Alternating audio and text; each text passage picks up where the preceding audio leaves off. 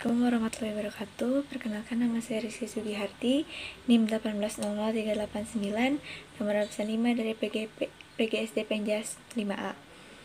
Di sini saya akan memaparkan materi kedaruratan medis 2 tentang demam, kejang, epilepsi, dan pingsan.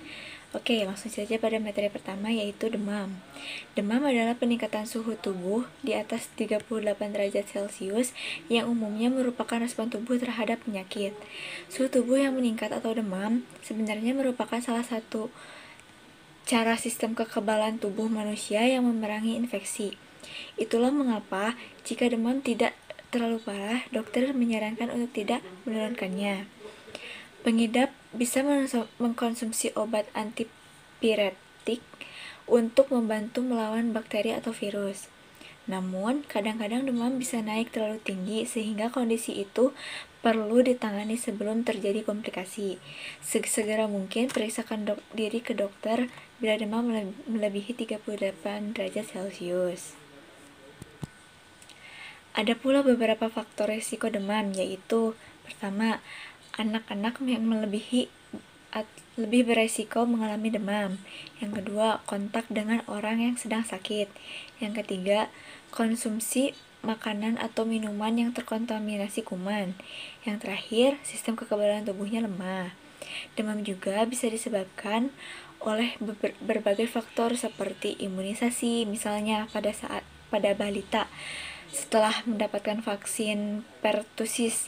Yang kedua yaitu infeksi virus dan bakteri, misalnya meningitis, tifus, disentri, cecar air, dan infeksi saluran kemih. Yang ketiga ada penyakit akibat gigitan nyamuk, yaitu seperti demam berdarah, malaria, dan chikungunya.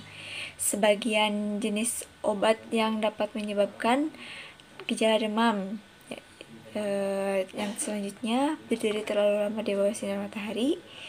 Terus ada penyakit seperti artritis atau hipertiroidisme atau kelenjar tiroid yang terlalu aktif.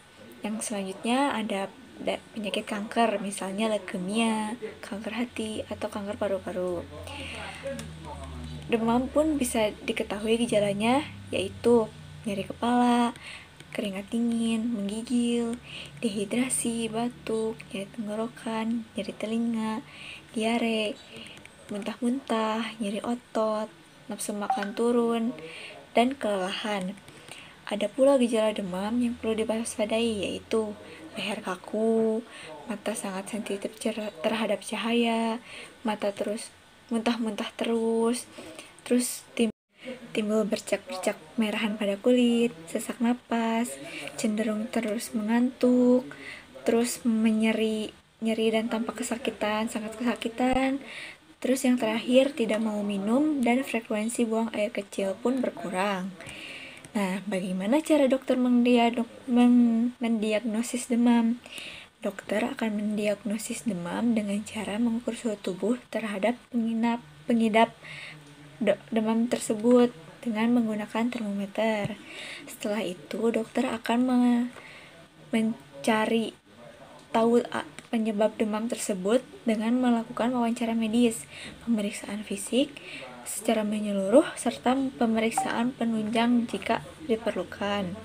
Demam juga menyebabkan beberapa komplikasi, antara lain dehidrasi, halusinasi, kejang-kejang, dan ada pula cara mengobatinya, yaitu banyak jenis obat yang dijual bebas di pasaran untuk menurunkan demam.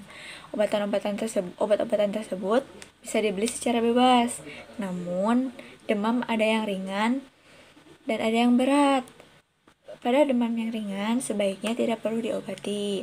Jika demam yang disebabkan oleh infeksi bakteri, dokter mungkin bisa meresepkan antibiotik. Namun, jika demam disebabkan oleh infeksi virus, penggunaan obat penghilang rasa nyeri juga dapat mengurangi gejalanya. Nah, jika mengalami demam secara ringan, kita juga bisa melakukan perawatan sendiri di rumah, itu dengan cara istirahat yang cukup, gunakan pakaian tipis dan nyaman, tinggal di ruangannya dengan penuh udara yang sejuk, banyak minum air agar tidak dehidrasi, kompres dengan air hangat, pemberian obat-obatan seperti obat penurunan demam. Terus pencegahan demam juga dapat diupayakan dengan menerapkan pola hidup bersih seperti selalu mencuci tangan jika terpapar dengan benda atau lingkungan yang tidak steril, menutup mulut serta hidung ketika batuk atau bersin, dan tidak saling meminjamkan peralatan makan dan minum pribadi. Kapan harus pergi ke dokter? Jika sudah melakukan pencegahan tapi demam masih menyerang dan mengganggu aktivitas sehari-hari, segera kunjungi dokter untuk meminta saran. Penanganan yang dilakukan sedini mungkin akan membantu mencegah kondisi bertambah semakin parah. Oke, kita lanjutkan pada materi yang kedua, yaitu kejang. Kejang adalah gangguan aktivitas listrik di otak. Kondisi ini seringkali ditandai oleh gerakan tubuh yang tidak terkendali dan disertai hilangnya kesadaran. Kejang bisa menjadi tanda adanya penyakit pada otak atau kondisi lain yang mempengaruhi fungsi otak. Kejang cenderung berlangsung singkat, antara 30 detik sampai 2 menit. Kejang yang berlangsung lama atau lebih dari 2 menit tergolong kondisi gawat darurat, sehingga membutuhkan penanganan medis secepatnya. Kejang juga disebabkan oleh gangguan pada aktivitas listrik di satu atau di seluruh area otak. Gangguan tersebut juga dapat dipacu oleh penyakit di otak atau kondisi lain secara tidak langsung yang mempengaruhi fungsi otak. Berikut ini adalah beberapa kondisi yang dapat menimbulkan kejang, yaitu gangguan pada otak, misalnya epilepsi, tumor otak, stroke, meningitis atau infeksi selaput otak, encephalitis atau infeksi otak, cedera pada bayi sewaktu menjalani lahir, cedera kepala yang menyebabkan pendarahan di otak, dan yang terakhir yaitu lumpuh otak atau cerebral palsy. Terus ada kondisi yang mempengaruhi otak, yaitu penyakit jantung, preeklamsia, demam tinggi, tekanan darah tinggi yang tidak terkontrol, gangguan elektrolit, gejala putus zat, kadar gula darah tidak normal, penumpukan racun dalam tubuh akibat gagal hati dan gagal ginjal, sengatan atau gigitan hewan berbisa, dan tersengat listrik. Selain itu, kejang juga merupakan bagian dari gangguan somatoform, misalnya gangguan konversi, yaitu ketika kejang disadari oleh masalah kejiwaan. Gejala kejang juga seringkali ditandai dengan kontraksi otot yang disertai gerak yang menyentak pada seluruh tubuh. Namun sebenarnya gejala kejang tidak selalu seperti itu. Penderita kejang juga biasanya hanya bisa menunjukkan tatapan mata yang kosong. Gejala yang muncul tergantung kepada area otak yang terdampak dan tingkat keparahannya. Pada kejang itu melibatkan pada suatu area di otak. Gejalanya yaitu meliputi gangguan sensasi pada penglihatan, pendengaran, atau penciuman, gerakan yang berulang seperti jalan-jalan berputar, gerakan yang menyentak pada salah satu lengan atau tungkai, gerakan perubahan suasana hati, pusing, dan kesemutan. Sedangkan pada kejang yang mempengaruhi seluruh bagian otak, gejala yang munculnya bisa berupa tubuh kaku, lalu dilanjutkan dengan gerakan menyentak di seluruh tubuh, gerakan menyentak di wajah, leher, dan tangan, otot hilang kontrol, sehingga dapat membuat penderita tiba-tiba jatuh, kaku otot, terutama pada punggung dan tungkai, pandangan kosong ke satu arah, dan mata berkedip dengan cepat.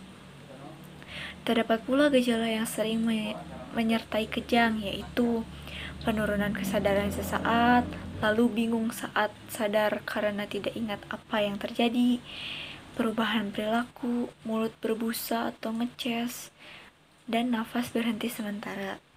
Gejala kejang juga berlangsung lama. Biasanya Gejalanya hanya berlangsung selama beberapa detik sampai beberapa menit.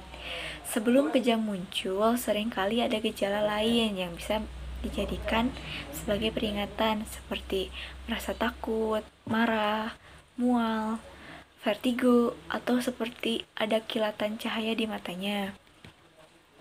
Nah, kapan harus ke dokter bila terjadi kejang? Segera periksakan ke dokter bila terdapat kondisi seperti pertama mengalami kejang, kesadaran tidak pulih setelah kejang selesai, kejang berlangsung lebih dari 2 menit, terus kejang-kejang yang berulang, penderita juga menderita diabetes, dan sering demam tinggi saat kejang terjadi. Nah, di sini juga dokter dapat memastikan seorang mengalami kejang dengan melihat langsung gejala yang dialami pasien atau dari keterangan orang lain yang melihat kejadian kejang tersebut. Untuk mengetahui penyebab kejang, dokter kemudian akan melakukan pemeriksaan, yaitu uji pencitraan seperti MRI atau CT scan, pemeriksaan sampel cairan otak melalui tes fungsi lumbar. Terus ada pengukuran aktivitas listrik otak yang disebut elektroensefalografi atau EEG ya, dan uji sampel darah. Untuk mengatasi kejang, dokter akan terlebih dahulu memberikan obat anti kejang agar kondisi pasien kembali stabil. Jenis dan dosis anti kejang yang dapat diberikan berbeda pada setiap pasien. Nah, bagi penderita kejang akibat epilepsi, Dr. Syaraf juga akan menyarankan penderita untuk menjalani pola makan tinggi lemak dan rendah karbohidrat yang disebut dengan diet ketogenik. Diet ketogenik diyakini bisa mencegah atau mengurangi serangan kejang pada epilepsi, terutama pada anak-anak. Nah, penanganan pertama pada kejang, penderita bisa cedera atau terluka saat kejang. Jika orang di sekitar Anda mengalami kejang, lakukan sejumlah cara, yaitu seperti baringkan penderita pada tempat aman dan jauhkan dari benda-benda berbahaya seperti benda tajam.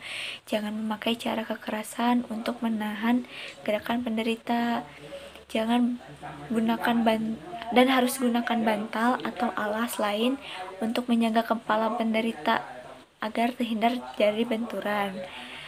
Jangan memasukkan benda apapun ke dalam mulut penderita selama kejang.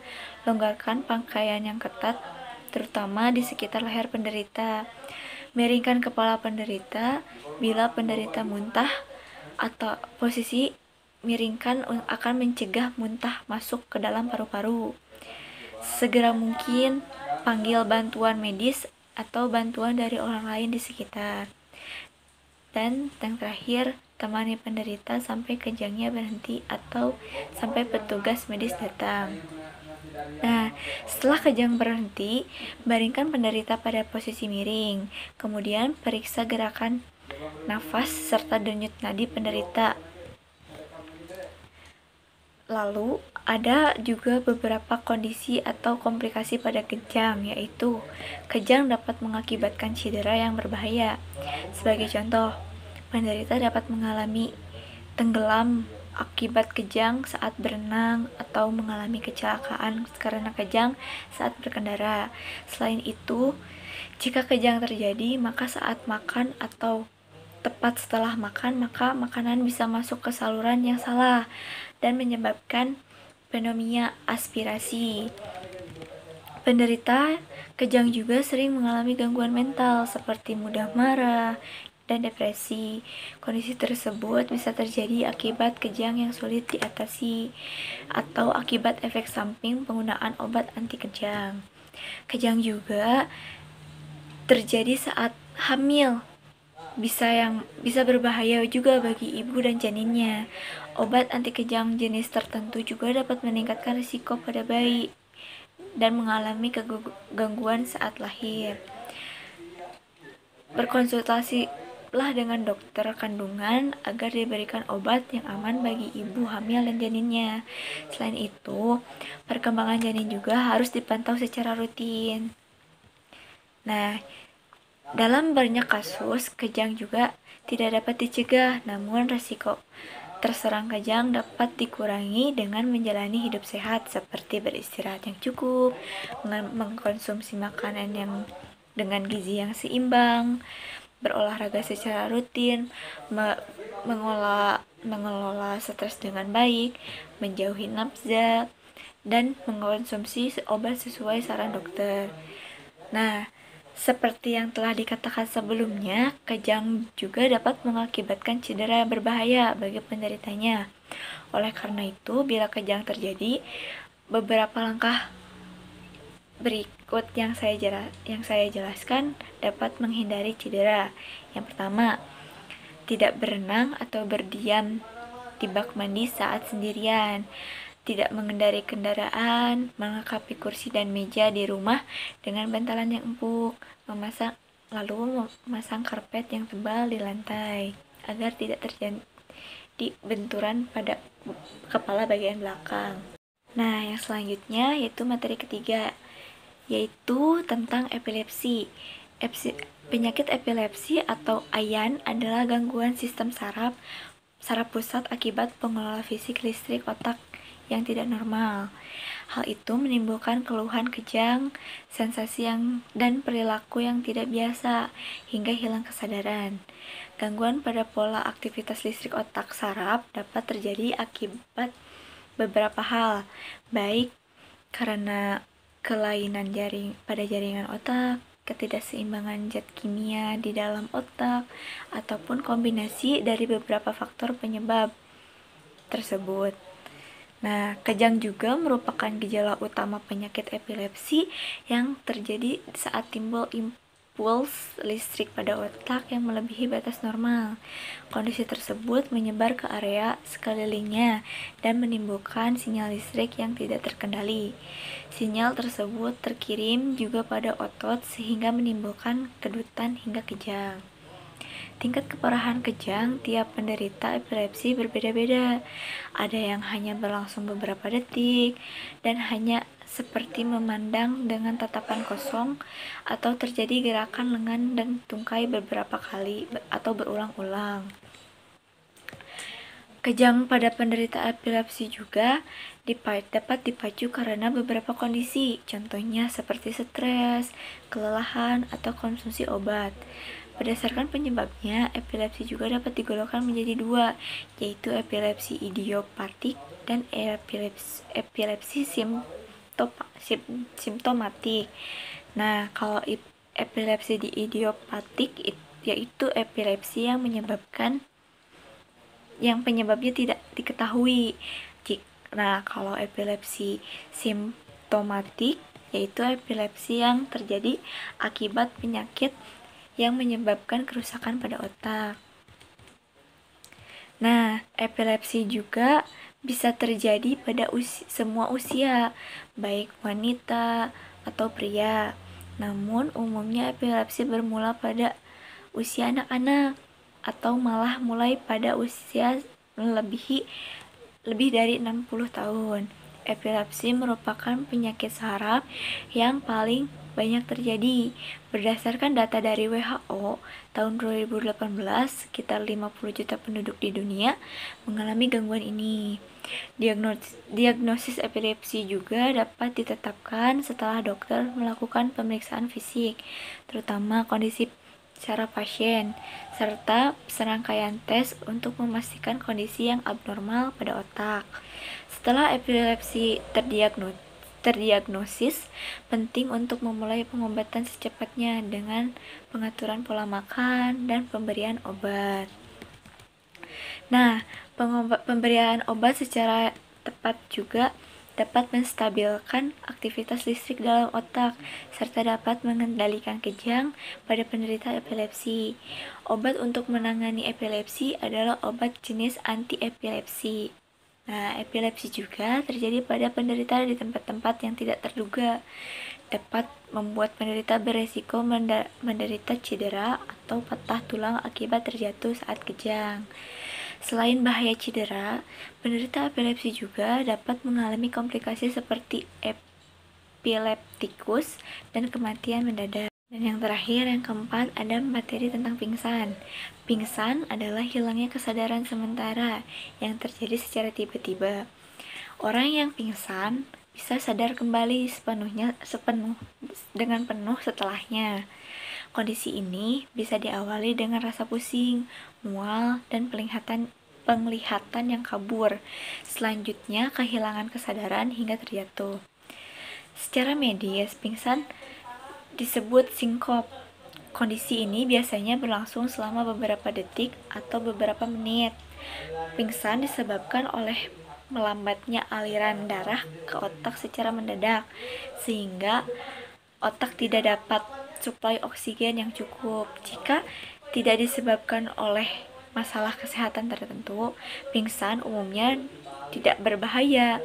Namun, jika disebabkan oleh suatu kondisi medis atau penyakit, pemeriksaan dengan penanganan perlu dilakukan untuk mencegah pingsan terjadi kembali. Nah, sebelum pingsan, seseorang biasanya mengalami gejala awal berupa mengantuk, menguap, mual, cemas, bernapas dengan cepat, dan berkeringat dingin tiba-tiba, linglung, dan tubuh limbung, terutama ketika berdiri, pusing seperti melayang, pandangan kabur, atau tampak titik-titik hitam dalam pandangan, telinga berdenging, sakit kepala, dan jantung berdebar-debar. Setelah itu, tubuh akan terasa kehilangan tenaga lalu tak sadarkan diri. Gejala awal pingsan yang bisa bervariasi ini pada tiap orang, bahkan ada juga orang yang tidak merasakan gejala awal sama sekali sebelum pingsan. Nah, pemeriksaan diri juga ke dokter jika mengalami pingsan tanpa sebab atau yang jelas secara berulang. Pemeriksaan ke dokter juga diperlukan agar penyebab pingsan bisa diketahui dan diatasi sehingga tidak terjadi lagi di kemudian hari.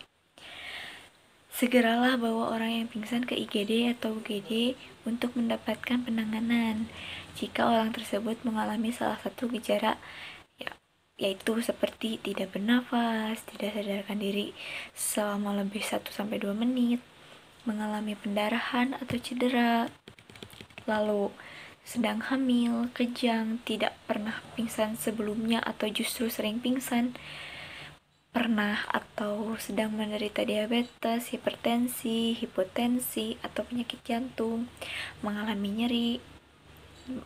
nyeri dada atau jantung yang berdebar sebelum pingsan, dan memiliki riwayat cedera pada kepala sebelumnya. Pemeriksaan oleh dokter juga diperlukan apabila orang yang pingsan tetap kebingungan dalam jangka waktu lama atau tidak bisa menggerakkan tangan atau kakinya setelah sadar dari pingsan. Nah, pingsan juga terjadi karena tekanan darah yang menurun secara tiba-tiba dan menyebabkan kekurangan aliran darah ke otak. Kondisi yang bisa memicu pingsan antara lain seperti stres, ketakutan, cuaca yang terlalu panas, dan perubahan posisi secara tiba-tiba. Nah, selain itu, ada juga beberapa kondisi medis yang bisa mendasari munculnya pingsan, yaitu gangguan sistem saraf, penyakit jantung dan pembuluh darah, dan hiperventilasi. Selain kondisi-kondisi di atas, pingsan juga sering terjadi pada orang yang mengalami penderita diabetes atau penyakit yang mempengaruhi sistem saraf seperti malnutrisi, kecanduan alkohol, dan amyloidosis. Terus mengkonsumsi obat-obatan yang bisa mempengaruhi tekanan darah seperti obat hipertensi, alergi, dan depresi. Nah, ada juga diagnosis pingsan yang dilakukan oleh dokter, yaitu dokter akan bertanya kepada pasien atau orang yang mengantar pasien mengenai keluhan yang dialami pasien sebelum pingsan. Pertanyaan yang akan diajukan antara lain durasi dan posisi penderita saat pingsan, riwayat kesehatan dan obat-obatan yang sedang dikonsumsi, serta apa yang disarankan pasien setelah sadar. Selanjutnya, dokter akan melakukan pemeriksaan untuk mengetahui penyebab pingsan. Pada sebagian kasus, pemeriksaan fisik saja sudah cukup untuk menentukan penyebab pingsan. Namun, pada kasus lainnya, sejumlah pemeriksaan penunjang di bawah penunjang yang seperti tes darah termasuk pemeriksaan kadar gula darah, EKG untuk melihat aktivitas listrik di jantung, ekokardiogram untuk melihat struktur jantung dan aliran darah dalam jantung, atau EEG untuk mengukur aktivitas listrik di otak, Holter monitor untuk merekam keadaan jantung setidaknya selama 24 jam, dan CT scan untuk melihat struktur organ atau jaringan tertentu. Nah, pingsan juga akan ditangani sesuai dengan penyebabnya. Prinsip penanganan pingsan juga dapat meningkatkan aliran darah ke otak agar kebutuhan oksigen tercukupi. Nah, bila Anda melihat seseorang pingsan, segera cari pertolongan medis ke dokter atau rumah sakit. Sambil menunggu bantuan datang, langkah-langkah pertolongan pertama seperti bawa penderita ke tempat aman dengan posisi tetap berbaring dan pastikan posisi penderita nyaman. Bangunkan penderita dan dengan menggoyangkan tubuhnya, memanggilnya dengan suara yang cukup keras, atau memberikan rangsangan nyeri, misalnya dengan mencubit dan meletakkan handuk dingin di wajahnya atau lehernya. Lalu, periksa apakah penderita bernafas dan apakah ada sumbatan saluran pernapasannya. Terus, longgarkan pakaian atau aksesoris penderita yang terlalu ketat, misalnya kerah baju dan ikat pinggang. Jika memungkinkan, bawa penderita ke ruangan yang sejuk atau memiliki sirkulasi udara yang baik. Dan bungkus penderita dengan selimut bila kulitnya terasa dingin saat disentuh. Jika penderita mulai sadar, berikan pertolongan dengan cara biarkan penderita berbaring, tunggu sekitar 10 menit sebelum memperbolehkannya duduk atau berdiri. Berikan penderita minum atau makanan, terutama bila diketahui bahwa penderita belum makan dalam 6 jam terakhir atau menderita diabetes. Lalu yang terakhir, temani penderita sampai ia benar-benar sadar. Nah, pingsan juga biasanya memang tidak berbahaya, tetapi